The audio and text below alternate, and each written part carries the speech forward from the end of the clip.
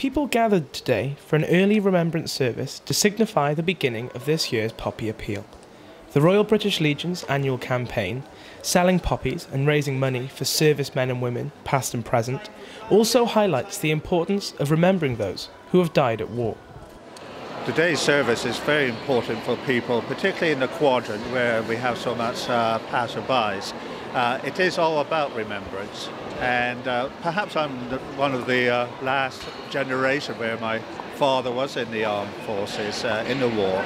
I wonder if in another 100 years we would be celebrating this in the same way.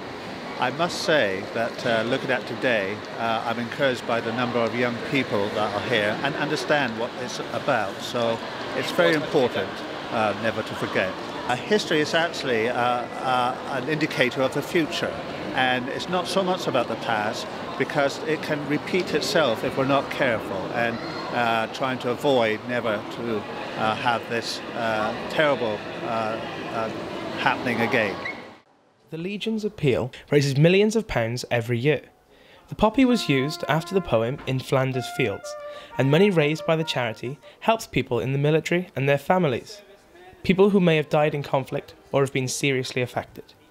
The service this morning is to open the Garden of Remembrance here in the Quadrant, which is an important point for collection for the Poppy Appeal this year. Last year they raised £7,500 on this garden alone, and that contributed to a grand total of £106,000, which was raised in the city of Swansea. So it shows the generosity of the public here in Swansea, and the funds are so vital for the Royal British Legion, of course, who are trying to raise this year £50 million on the Poppy Appeals. And it is so important that they are given and supported with the funds that are required for this purpose.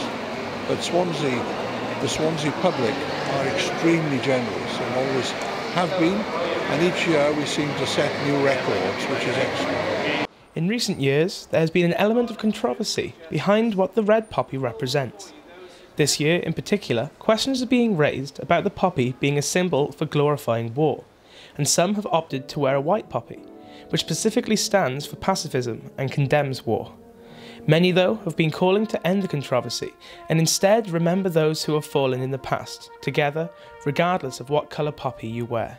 Well, the poppy is a symbol of remembrance, and in my view, a symbol of peace. Last Saturday I was in Dannegraig Cemetery at the Cross of Peace, where young people, children from the local school, came to lay their own crosses in a wish, a hope for peace for the future.